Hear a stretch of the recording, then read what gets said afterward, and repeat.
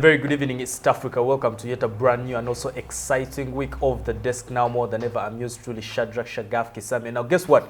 It is an exclusive. We are on the road. We are in Bugolobi at Simplifi Networks Limited. Now that is going to be a name that I'm going to be throwing in the show all the time. But the man in the chair, ladies and gentlemen, with Uganda's internet penetration being at 6.1% as of 2020, that means that every Ugandan now a little bit can access the internet. So technology is what they are actually using to access this internet. So today we're going to be throwing a floodlight on internet and technology. Now most suitable and most capable to actually aid our understanding with this topic is a man, ladies and gentlemen. Yeah, I can say pretty much he's Ugandan because he's been here close to 10 years.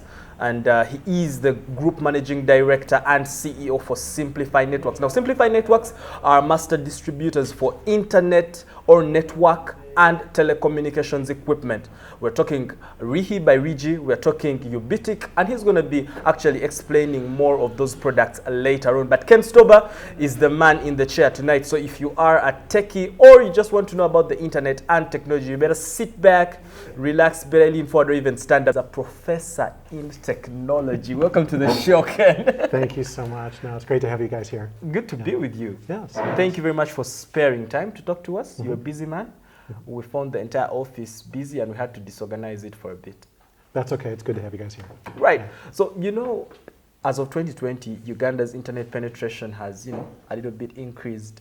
And we just want to find out and also educate Ugandans more about the internet and technology. Professor, he even teaches. He's a hands-on man. When did you start with this and why technology in particular?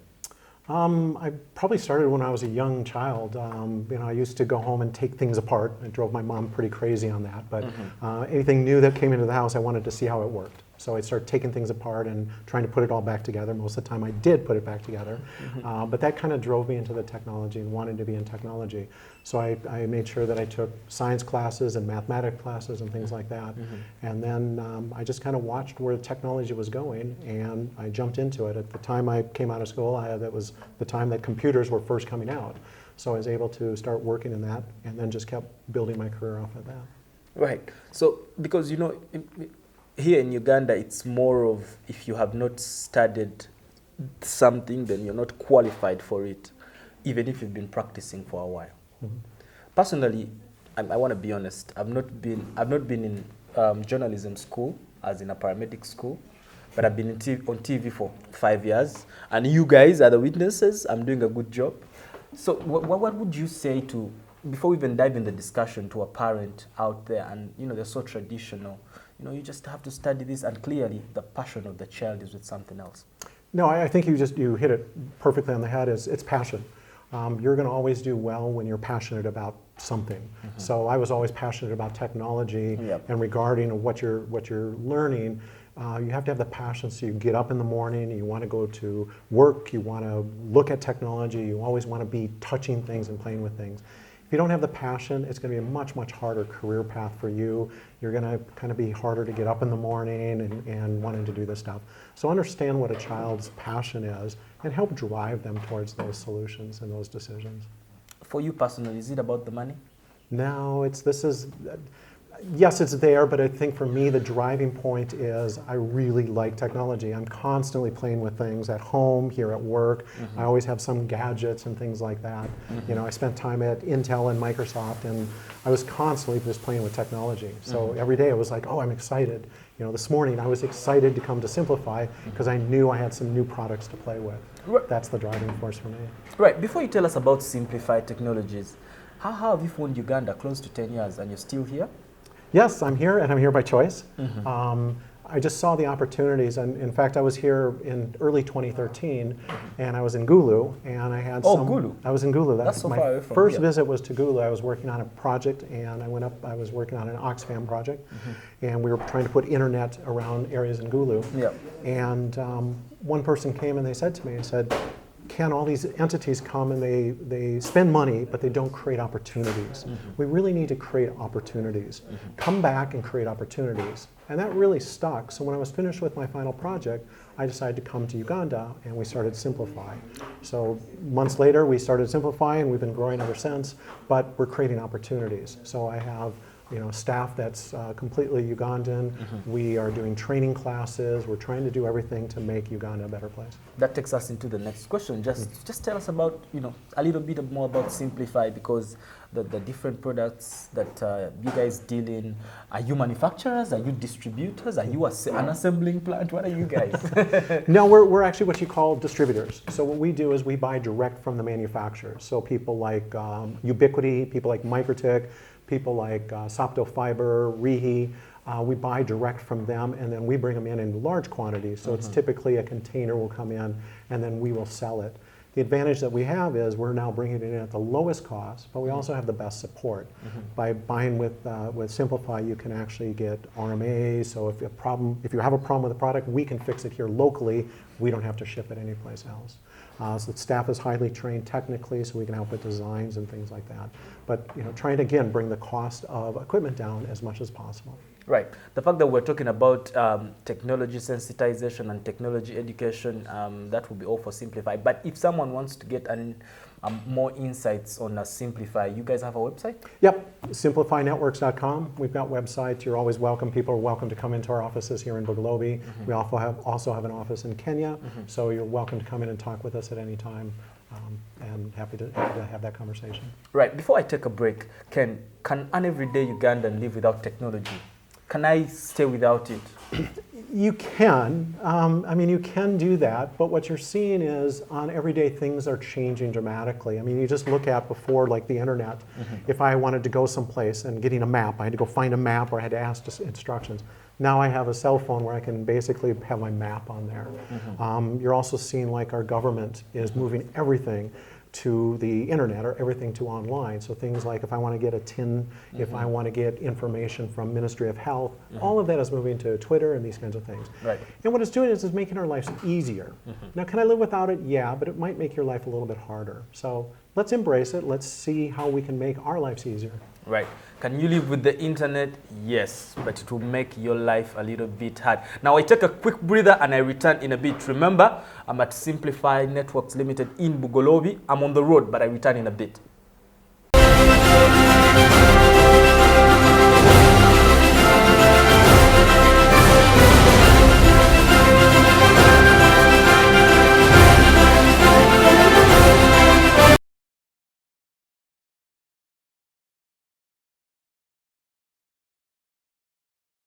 Now, the man in the chair tonight, ladies and gentlemen, is not a man who has watched things on TV, pocketed them, and now he's telling us he's a hands-on man. He's been with technology for as long as I don't know how many years? Over 20 years, but in Uganda, it's close to 10 years, Mr. Ken Stobber, and we are having fun here at Simplifi Networks Limited in Bugalobi. But you can follow this very lovely discussion on our social media platforms, Facebook, Instagram, and Twitter. Do that for Shadrach Kisame, and do that for U24 Television. Now, many thanks to all those who keep themselves glued onto the continent-leading intellectual platform, actually, the highest platform for solution finding. I am talking about The Desk. Now, we trust that every time you watch us, you are motivated, inspired, but above all, educated. Like tonight, we're being educated about technology. Ken, Ken, before we even dive back into the discussion, technology right now looks like the next big thing for everyone. And you clearly said that, yes, it's about the money, but not all the time it's about the money. But we have people that are using technology specifically for the money, and they are scamming people. And yet we are advising people to onboard technology. What is your reaction towards scamming and people who have been scammed? And in any industry, in anything that you have where money's involved, there's going to be scams. And I think what we just have to be is better educated of what works and what doesn't. I get calls every week from MTN that wants to shut off my SIM phone. And those things are going to happen, and we're going to have to deal with those kinds of things. So the biggest issue is, I think, just being educated. And also, if it doesn't sound real, it probably is not real. And that's across anything. That's not just in technology, but everything across the board. But also things like making sure your passwords are protected and don't give it out to don't give information out, making sure our children are protected on the internet. As parents, that's our responsibility. And I think just keeping educated on what's going on. Right. So what is, for people who are watching, what is the easiest way they can adapt to the new trends of because technology has trends. I think every 6 months there's an updated something. If I put my phone on the Wi-Fi, there are updates that are being made. How does ordinary Shadrach cope up? Yeah. There's going to be trends. There's always going to be trends, in the technology, and there's some trends that are going to be good trends and some trends maybe not so good. You look at Bitcoin that came out, and everybody jumped on Bitcoin. Now everybody's trying to get out of Bitcoin and trying to recover whatever they can. Yeah. And you're going to always have that. So watching the trends and being mindful of some of the trends. The next trend we're all seeing right now is artificial intelligence. You see Microsoft with their Bing chat, and now you're seeing Google with some of their stuff. And there's some really cool things that can happen. Now, where does it go? It's not quite clear yet. But if I can now do a search as a conversation versus a search where I'm looking up a specific thing, it's kind of a new, refreshing way of doing that. Now it'll be very interesting to see where we're going to take that technology going forward. Right. Impressive that you mentioned AI. That's my next question. For growing markets like Uganda, first of all, you're a businessman in Uganda, so economically, the atmosphere happening. For growing markets like Uganda with high levels of unemployment, and we're moving towards AI, what is your advice? Because, we'll have a lot of kids on the street without jobs. Yeah, I think with AI, if you're going to go specifically in AI, is we really have to understand it and embrace it and where it's going to help us and where it's not going to help us. Things like, I want to know where the best places to go to visit Uganda. That's a really interesting thing. In the past, you would have to do a search and it would do various things. Now you can actually get a dialogue with an AI chat group or a chat session and get some more information on that. But Ken, that we have tour companies that were responsible for that. So that means there's no middleman. Well, it could, but those people still have to provide the service at the end. So if I say, hey, it would be really cool to go to Murchison Falls, I still have to find somebody to go to Murchison Falls with. It's not just necessarily. So what I think is a lot of the companies are going to have to embrace it. They're going to have to look at it, embrace it, but also maybe enhance it to make it look better, provide the information so that the information becomes, so maybe a person who wasn't coming to Uganda might now come to Uganda because the search they came is, oh, I can see gorillas in Uganda, or I can't see. So there's different ways of doing that. Yeah, but we're also going into the direction where we're having robots come in and they're going to be taking over our jobs. What is your advice? Because right now we're still struggling with the nightmare of unemployment in Uganda. I don't know if you're aware. But so if we go that direction, that means a lot of people won't have jobs. You're absolutely right. I think that, again, this is where we as the people of Uganda are going to have to look at where these technology trends are. Where can I use them to my advantage? Where can I create the jobs? Where can I do some things? And you're right, the market is going to change. So that person that maybe was a security guard that now I have a robot or technology that is doing that might take over for them. What they need to do then is look at what skills that they can get to go to the next thing. What things can they do that actually could be beneficial going forward? So we have to constantly look at the trends that are out there and look at where are people wanting to spend money, where are people needing people going on. And there's always going to be a need. It's just going to change, dynamically change. And it's a worldwide problem. This is not just a Uganda specific. We're seeing this around the world. Right. Let's just talk about the internet pricing in Uganda. I don't want to be political. I just want to talk about, it is crazy. Last year I was in Tanzania and Kenya, and their internet is a little cheaper than ours. But does the price of internet or the internet influence operations or economics in a marketplace? No, absolutely. I think things like if you're going to have like an online services, you're selling stuff online, there's a cost of that, there's the cost of the person buying it, all those are impacted. One of the biggest challenges for internet cost is where's the content? The content really needs to be as close to the individual as possible. In the US right now, you can get a gigabit to your house right now for $50. But that's because the content is right next to you. So when you say content, what is content for? Sure. So like when you go to a site like google.com, where is the google.com located? So Google right now is what they do is they have their site sitting here in Uganda. So they have a duplicate of it sitting in Uganda. That means it's closer to me, which means it's lower cost.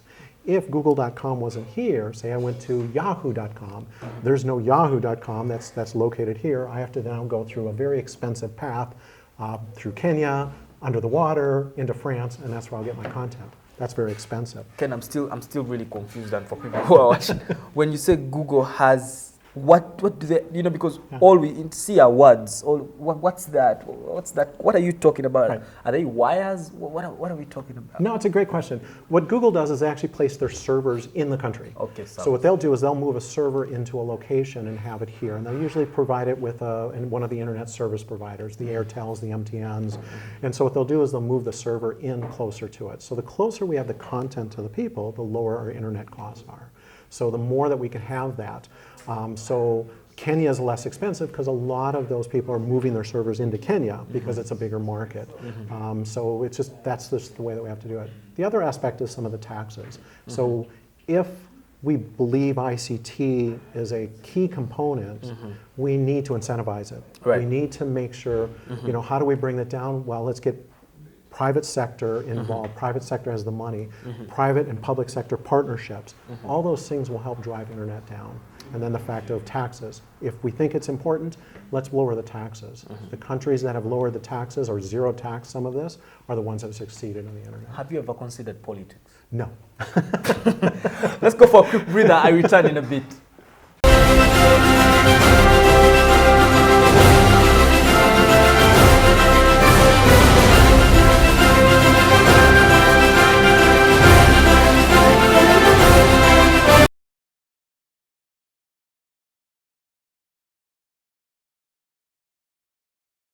All right, now in case you just joined us, I'm afraid you've missed two quite insightful segments of this very lovely episode of The Desk where we're talking technology. I'm telling you, it's not as hard as you think or as hard as you thought. Personally, I was distancing myself from technology, but I am falling in love with technology just by talking to this man, Ken Stobber, Group Managing Director and CEO, Simplifi Networks Limited. Now, Simplifi is also in the entire East Africa. They have regional offices in Kampala and regional offices in Nairobi, Kenya. How often do you go to Nairobi? Well, before COVID, pretty much once a quarter, but since COVID, we've learned that we don't have to visit as frequently. So it's one of those trends that COVID has taught us that we don't have to continuously travel as much as we needed to. But, okay. So we're using more technology, Zoom calls, WhatsApp calls, those kinds of things, to basically have the meetings that we need to have. Isn't technology killing our social life? Yeah, some and not. Again, it depends on how much you embrace it. If you're sitting on a phone all the time, I mean, what's frustrating, you see these people who walk down the street with a phone all the time. Yeah, it's probably doing that. We're becoming a little bit less social, and I think we as people have to figure that out on how to not go down too far down that path. But I think the COVID helped us really understand that there's things that we don't have to do. We don't, in some offices now, I don't have to be in the office every day. I can actually work from home, and we're starting to see trends like that going on. Right. Before we came on air, Ken was telling me that he's fully Ugandan. His house is here, his business is here. When he goes back to the US, he stays in his mother's house. How often do you go to the US? I'm actually going next month. So, I'm sorry, in May. I'll be going back in May to visit mom. Right. Yeah. Talking about relationships, motherhood, parenthood, how do we protect our children from the internet? Because I can just type in anything and boom, visuals everywhere. Yeah, no, that's a really, really great question. And we actually did a tech talk. Simplifi does these programs called tech talks. And we did one a couple months ago called How Do We Protect Our Children on the Internet? And if you've got YouTube, you can actually go up onto our YouTube channel and see that. And it goes in a lot more detail. The YouTube channel is Simplifi Networks. On YouTube? On YouTube, yeah. Okay. And you can see that. And there's a 40-minute program on how do we protect and some of the technologies. But probably one of the key things is having a strong relationship with your children. Being able to talk to your children, help them understand. If they have questions, be able to answer those questions. If they have concerns, be able to answer the questions. But we also have technology. Like, here's an example of a product that this is an access point that can go into a home that you can actually then program it to limit the amount of time that a child has access. You can limit the websites they can go to, and then you can kind of see some of the stuff that they're doing. So, But I think, again, back to relationships, is having a good, strong relationship. Don't just give your child a phone and just walk away and never look at it again. See what they're doing, be concerned, and make sure that they can communicate with you as well. I am really fascinated about the possibility of limiting usage of internet. Yep. You want to throw more light on that? Yeah, so you can do programs like I mentioned. Is this a program where I can go with my phone and I can just say this device can only be used between this time and this time, okay. Or I can say this can only be used for so many times per day, and then I can also say I do not want to go to certain sites. So there's certain sites, please don't visit these, and you can control all that. And then there's some where you can even go in and look at some of the logs to see what some of the sites are, so you can go after the fact. Right. You know, one of the things, the best thing to do is be able to look at a child's history of what they've been searching on the internet, what device or what locations have they been going to, and that can give you some insight. And then educate them, talking to them. You went to sites that probably aren't appropriate. Why did you go there? You shouldn't be going there. Here's why you shouldn't be going there. So a lot of it is also educating the child. The child is going to be inquisitive. They want to know. But we as parents also have to do it. And if the parents don't really have that ability to do the technology, there's definitely places that they can learn more about the technology. Right. You know, Ken, the desk is only 30 minutes and I cannot get you every day. So I'm going to just be, going to different sectors and different avenues of life as regards technology. You know, Uganda by far is the most enterprising country in the world. In other words, every day a Ugandan starts up a business. But guess what? This business has never seen their first birthday. Right. 7 months down the road, the business is nowhere to be seen. I'm a culprit. I sold shoes one time and 6-7 months down the road, there's no business. And why I say that is that there are startups in Uganda that use technology and the equipment is really pricey. What's your advice? Should we just leave it? No, I mean, what you're seeing is prices coming down. Technology is moving in a good direction and in a negative direction as far as price. And we've seen it here with us. Simplifi's prices have never gone up. They've actually come down over the years. In fact, we're doing a price reduction starting next week already for a product line because we've been able to reduce our costs. Did you say price reduction? Price reduction, yeah. We're going to see some of our fiber optics come down in price because we've been able to bring our prices down through various methods, either lower costs from the manufacturer, pushing on the manufacturer for better pricing. Shipping is now coming down after COVID. Some of the pieces that we need to get the products into the country. So we're going to actually then move that to our customers so that they can see lower pricing. So hopefully we can see that. But there's things like technology. Like here's an example of technology. This is a full computer. You know, that's a full Windows computer right there. So all I need is a monitor? Just a monitor, a keyboard, and mouse, and you now have a complete computer system. This is a CPU? CPU, full CPU. No. Bluetooth. No. So this is where you're also seeing is the technologies are getting better and better and lower cost. So I can just put it in my bag? No. That will stay here, thank you. Okay. Yeah, but there's a Ugandan watching you and they have a startup and they're probably frustrated. And this is what should they do, man? Well, there's some different things. You don't have to buy the highest and best equipment all the time. You don't necessarily need the highest and fanciest phone. I saw a fold phone, a Samsung fold phone for the first time, and I was like, wow, that's really cool. And then I saw the price, I'm like, okay, that's not as cool. So not always having the latest and greatest technology, not always having the highest end technology. Start small. When Simplifi started, we started small. We started and just scrapped together to get to the point. We started as an entrepreneur as well. We had zero when we started in 2014. And now we've gone into multiple countries and we do multiple product lines and we sell all across East and Central Africa. But you have to do that. The other thing is focus. A lot of people, they start doing things and then they want to do this and this and this. We've had one company, Simplifi, and we've been focusing on network and communications. Everything that we do is networking and communications, and we've stayed focused, and that really helps. The other area is financing, obviously, and that's one of the more difficult things in Uganda is how do we get financing?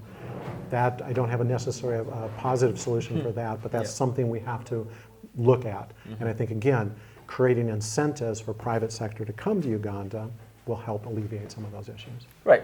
When you talk about private sector, that actually leads me to my next question. You know, I have a couple of decision makers and, government workers that often watch the desk. I did not know that until one guest said something and then they come, so that's how I discovered, oh, government is watching me. And, I took it the right way because, they give me their attention.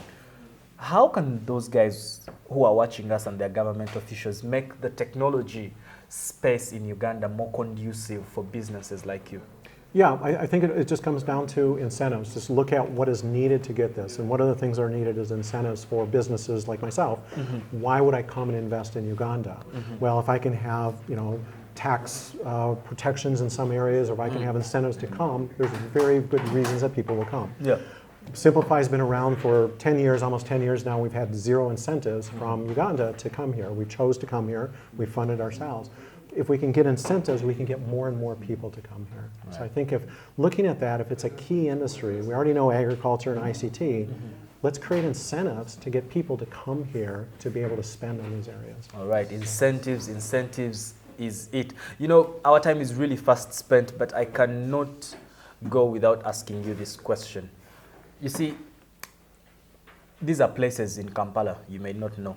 So a young girl or a young boy is down in Chibuli, Chikuba Mutwe, Chambogo, Nalia, Kawempe, Chikoni, and they're watching you right now and they say, how can I become the next Ken Stobber? Yeah. Well, fortunately, I know all those places. So that's the good news. Okay. I know all those places. Yeah. I think, again, we talked about it a little bit earlier, is the passion, is figure out what your passion is and kind of drive towards it. Also look at, if it's technology, look at some of the STEM, science and technology, engineering classes. And for women and girls, don't be afraid. Just because it's male dominated, don't be afraid. Simplifi itself is over 50% women staffed in a technology company. Is that intentional? Yes, that's intentional. Okay. So there are opportunities for women, and women should look at that. If it's something that you're passionate about, there's a lot of great women in technology here. But if you're passionate about something, go follow up, go pursue your interests. Don't tell people, just because you're this or this, that you can't do it. If you have passion, go for it, because that's what's going to be the driving force. I'm telling you, the debate for whether the boys do better at technology or the girls, your last words in regards to that. Well, we just saw the statistics came out in some of the tests. It sounds like the women outdid the boys. Discussion for another day. Thank you very much, Ken, for spending this time with us on the desk. Now, for you, if you are a girl child, do not actually hesitate. There are no excuses. But from me and the entire U24 management, we'd like to say good night, good luck, adios, for God and my country. May the good Lord bless this beautiful Uganda. Now, until next week, same place, same time, and of course, same host. Good night.